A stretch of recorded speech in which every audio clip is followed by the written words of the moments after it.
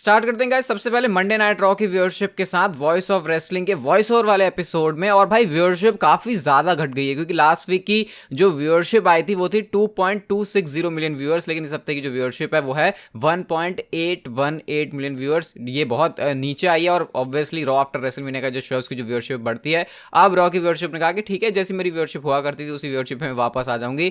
1.818 million viewership कहीं से भी अच्छी नहीं है, बट अगर मैंने आपसे जैसे ही कहा कि ट्रिपल एच के एरा में हमको एक चेंज देखने को मिला है कि जो रेटिंग्स हैं भले ही वो नीचे आ जाए लेकिन जो अटेंडेंस है उसके नंबर्स ऊपर रहते हैं, तो एक तरफ एटलीस्ट डब्ल्यूडब्ल्यूई के लिए खुश होने वाली बात जरूर है। बैकलैश के अंदर कौन कौन से मैचेस आपको देखने को मिलेंगे उसकी पूरी लिस्ट आप लोग देख सकते हो, जो कि इस समय डब्ल्यूडब्ल्यूई कुछ ऐसा प्लान कर रही है। ऑब्वियसली जरूरी नहीं कि ऐसा ही मैच हो, लेकिन यहाँ पे आप देख सकते हो Cody Rhodes versus Brock Lesnar जो कि मैच एक्सपेक्टेड है, ये तो ऑलमोस्ट कंफर्म ही नजर आ रहा है। Iyo Sky versus Bianca Belair Raw women championship होना ही था क्योंकि नंबर 1 कंटेंडरशिप का उन्होंने खिताब अपने नाम कर लिया है। Sami Zayn, Kevin Owens and Matt Riddle versus Usos and Solo Sikoa, इसकी स्टोरी लाइन में हम लोग देख रहे हैं, तो ये मैच भी पॉसिबल होता हुआ नजर आ रहा है। रे मिस्टीरियो एंड बैड बनी versus Dominik Mysterio and Damien priest, ये चीज होगी जब बैड बनी का रिटर्न होगा उसके बाद, और ये चीज हमको हो सकता है काफी सारे मंडे नाइट रॉ के क्लोजिंग मूवमेंट के आसपास देखने को मिल जाए। Rhea Ripley versus Zelina Vega for the SmackDown women's championship. अब ये मैच के टीज जो है हमको वो जजमेंट डे वाली थिंग के साथ ही देखने को मिल रहा है, जो लेगाडो डेल फैंटास्मा वाली पूरी चीज चल रही है, तो हाँ ये वाला मैच भी जो होना है वो पॉसिबल है। अब आप लोग मुझे बताओ कि पूरा कार्ड देख के आपको कैसा लग रहा है, कि आप लोग इसके लिए एक्साइटेड हो? रोमन रेंस मिसिंग है और ये कितना अजीब है भाई, ब्रॉक लेसनर शो पर कंपीट करेंगे, कर सकते हैं, लेकिन रोमन रेंस के कंपीट करने का कोई भी चांस नहीं है। अगली स्टोरी है guys, king of the ring tour, नहीं king of the ring, king and queen of the ring जो डब्ल्यूडब्ल्यूई का प्रीमियम लाइव इवेंट है उसके बारे में। कितना कंफ्यूजिंग है ये, और गाइस आपको ज्यादा कंफ्यूज होने की जरूरत नहीं है क्योंकि डब्ल्यूडब्ल्यूई इस नेम को चेंज करने का प्लान कर रही है। एक तो ये कंफ्यूजिंग है अपने आप में, काफी लंबा भी है, और गाइस सरप्राइज तो आप लोग ये जान के हो जाओगे कि डब्ल्यूडब्ल्यूई इसको नाइट ऑफ चैंपियंस नाम दे सकती है। ये बड़ा इंटरेस्टिंग है वैसे देखा जाए तो, क्योंकि जो सऊदी वाले शोज है उनकी थीम ऐसे रखते हैं कि वे चैंपियन वाला या फिर है ना राजा वाली, तो नाइट ऑफ चैंपियंस हो सकता है कि एक बढ़िया नेम हो इसके लिए, बट क्या फिर वही होगा जैसे नाइट ऑफ चैंपियन या क्लैश ऑफ चैंपियंस, हाँ ये सारे शो थे ना क्लैश एट द कैसल के बाद, तो भाई बहुत ज़्यादा कंफ्यूजन हो जाता है। तो इन पीपीवीज के अंदर यही होता था कि जो चैंपियंस है वो सारी चैंपियनशिप को लाके डिफेंड करते थे, तो क्या वो कॉन्सेप्ट रहेगा? बट हाँ अभी ये सिर्फ इनिशियल स्टेज में बातें हैं, कुछ भी नहीं पता कि क्या ऐसा होगा।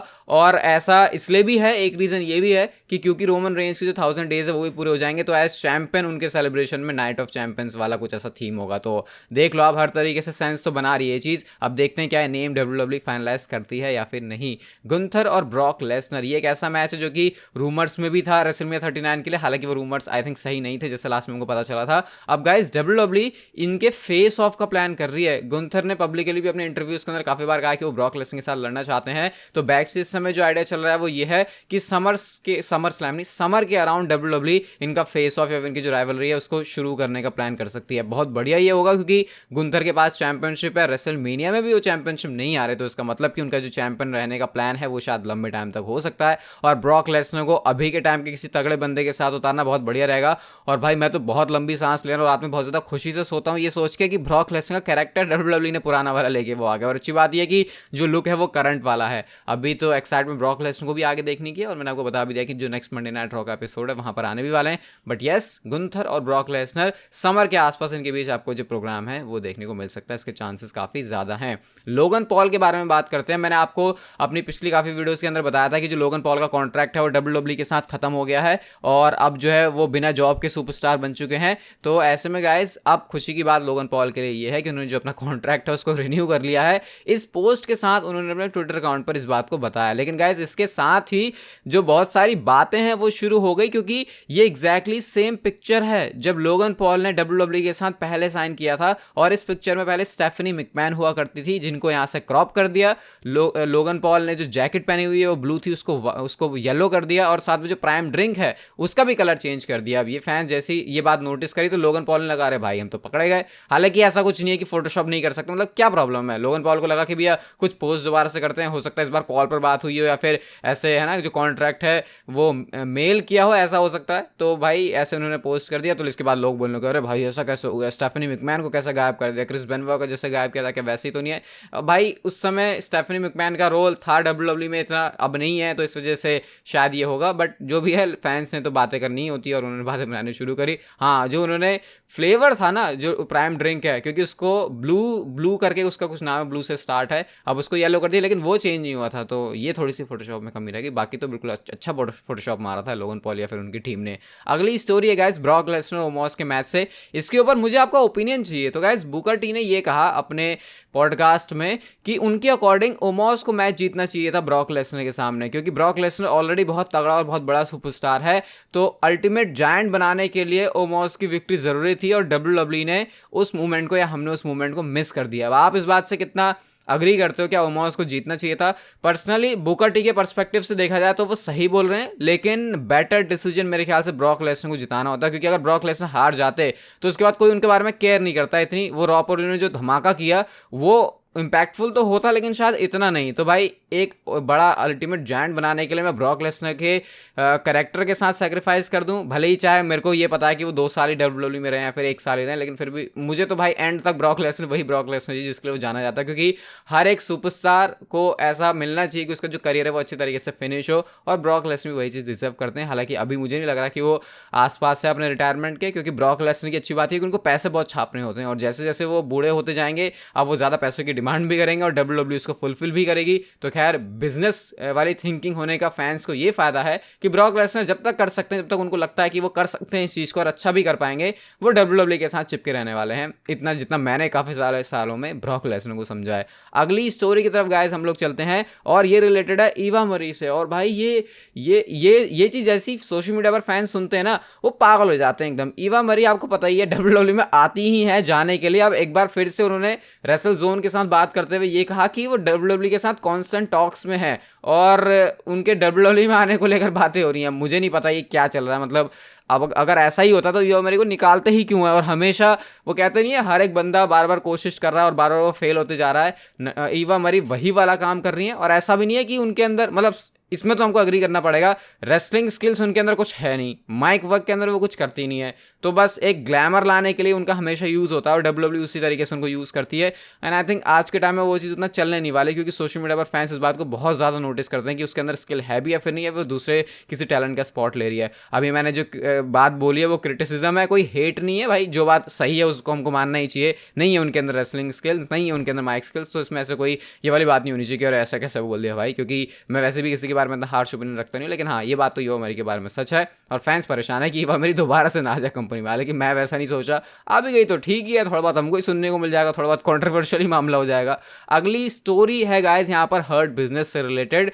तो हर्ट बिजनेस के बारे में हम लोग बार बार जैसे उबाल नहीं मारता दूध, वैसी बात सुनते हैं कि हर्ट बिजनेस अब वापस आ जाएगी, अब वापस आ जाएगी। लेकिन गाइस डेव मेल्जर के अकॉर्डिंग करंटली हर्ट बिजनेस को वापस लाने का कोई भी प्लान नहीं है। डब्ल्यूडब्ल्यूई ने रिसेंटली कुछ ऐसे चीजें करी तो होती हैं जिसको देख के लगता है कि अब हर्ट बिजनेस वापस आने वाली है, लेकिन ऐसा कुछ भी नहीं होता, और करंटली ऐसा डब्ल्यूडब्ल्यूई का प्लान भी नहीं है नियर फ्यूचर में। हाँ, मुझे लगता है कि एंड में जाके ये चीज़ होगी तो जरूर, लेकिन अगेन वही होता है भाई, ये रीयूनाइट तो कर देंगे, लेकिन क्या उसको कंटिन्यू कर पाएंगे अच्छे से? क्योंकि अगर अब फेल किया तो फैंस अपना पूरा इंटरेस्ट खो सकते हैं हर्ट बिजनेस में। अगली स्टोरी है गाइस लोगन पॉल से रिलेटेड। और गाइस लोगन पॉल के बारे में आपको कॉन्ट्रैक्ट वाली सिचुएशन तो बताई, आपको वर्ल्ड चैंपियन कंफर्म देखने को मिल सकते हैं लोगन पॉल अपने इस कॉन्ट्रैक्ट में। कॉन्ट्रैक्ट के बारे में थोड़ी सी आपको डिटेल्स बताता हूं। 2 साल का पॉसिबल ये जो कॉन्ट्रैक्ट है लोगन पॉल का वो होने वाला है। लोगन पॉल ने खुद से कहा कि अगर वो डब्ल्यूडब्ल्यूई में चैंपियन ना बनते तो फिर शायद वो कॉन्ट्रैक्ट भी रिन्यू ना करते। और आपको पता ही है डब्ल्यूडब्ल्यूई में चैंपियन बनने के लिए तुमको अच्छा रिंग में परफॉर्म तो करना ही होता है, एक अच्छा परफॉर्मर तो होना ही होता है, लेकिन साथ साथ तुमको डब्ल्यूडब्ल्यूई में क्रिएटिव चीजें भी पता होनी चाहिए कि तुमको क्या क्रिएटिवली वैसा बुक कर सकते हैं फिर नहीं। तो जो बातें हैं इनडायरेक्टली लोगन पॉल ने ये कही है, जो कि क्लियर नजर आ रही है कि डब्ल्यूडब्ल्यूई के साथ उनको कॉन्ट्रैक्ट तभी साइन हुआ है जब उनको गारंटी ऑफर किया गया है कि वो अपने आगे जो कॉन्ट्रैक्ट उनका साइन हुआ है उसमें चैंपियन बनेंगे कंपनी के अंदर। क्योंकि लोगन पॉल हर जगह पर राइज करना चाहते हैं, टॉप पर जाना चाहते हैं, उसके लिए मेहनत भी करते हैं। ऐसा नहीं है कि सिर्फ उनको वो चीज़ थमा दो और वो खुश हैं, उसके लिए मेहनत करना चाहते हैं। तो गाइज आपको इस कॉन्ट्रैक्ट के अंदर लोगन पॉल चैंपियन देखने को मिल जाए, इसके चांसेस बहुत ज़्यादा हैं। एक मेरे ख्याल से कोई और भी निकल के आया था, मुझे याद नहीं आ रहा एग्जैक्टली, जब लोगन पॉल ने डब्ल्यूडब्ल्यूई के साथ पहला अपना कॉन्ट्रैक्ट साइन किया था, कि 2024 तक लोगन पॉल कंपनी में चैंपियन बन जाएंगे, ऐसे हमको और देखने को मिले थे। और उसमें बहुत ऊपर था लोगन पॉल का नाम कि हाँ भैया चैंपियन इनका बनना, तो मतलब क्लियर उस समय फेवरेट नजर आ रहा था उस चीज़ के लिए। तो लोगन पॉल को एज चैंपियन देखना, एक WWE के अंदर नया एरा आएगा, क्योंकि भाई लोगन पॉल की जो शुरुआती चीज़ें हैं वो रेसलिंग से शुरू नहीं हुई थी, वो सोशल मीडिया से आए थे। तो हाँ, ये एक इंटरेस्टिंग चीज़ हो सकती है आने वाले टाइम में लोगन पॉल के साथ। आज की नेक्स्ट एंड फाइनल स्टोरी की बात करते हैं। और guys, Roman Reigns versus the rock के समोन वर्सेस समोन वाले मैच के बारे में हर कोई बात करता है, लेकिन डेव मेल्टजर का कहना यह है कि समोन डायनेस्टी मेंबर्स के बीच में एक जो बहुत तगड़ा मैच WWE इस समय प्रिपेयर कर रही है वो है Roman Reigns versus solo Sikoa के बीच में। सोलो सिकोवा को जिस तरीके से टेलीविजन पर दिखाते हैं वो एंड में जाकर लीड करने वाली है पॉसिबल रोमन रेंस और सोलो सिकोवा के मैच के लिए। अब यहां पे काफी सारे लोग ये बोलते हैं कि सोलो सिकोवा तो कोडी रोड्स से पिन हो गया, अब क्या ही बचा। लेकिन गाइस, उसके पीछे एक्सप्लेनेशन ये है कि कोडी रोड्स अगर वहां पे भी ना जीतते सोलो सिकोवा के सामने, तो भाई फिर कोई मतलब ही नहीं बनता था कि वो उतरे रोमन रेंस के सामने और कोई फैंस उस मैच के बारे में इतना केयर करें जितना अभी कर रहे हैं, क्योंकि सोलो सिकोवा हारे नहीं था। तो भाई कुछ तो मिले कोडी रोड्स को, जब वो रेसलमेनिया में भी नहीं जीते, ना उनके बीच में कोई ब्रॉल हुई रोमन रेंस के साथ में, तो एटलीस्ट कुछ तो एक अपर हैंड देना था। तो इस वजह से वो जो सैक्रिफाइस है मैं कहूंगा सोलो सिकोवा का हुआ था। लेकिन अभी WWE अंदर ही अंदर सोलो सिकोवा को पका रही है उस चीज के लिए, और एक परफेक्ट मूवमेंट पे आपको रोमन रेंस और सोलो सिकोवा का मैच देखने को मिल जाएगा। अब हो सकता है ये मैच रेसलमेनिया 40 से पहले पहले हो जाए,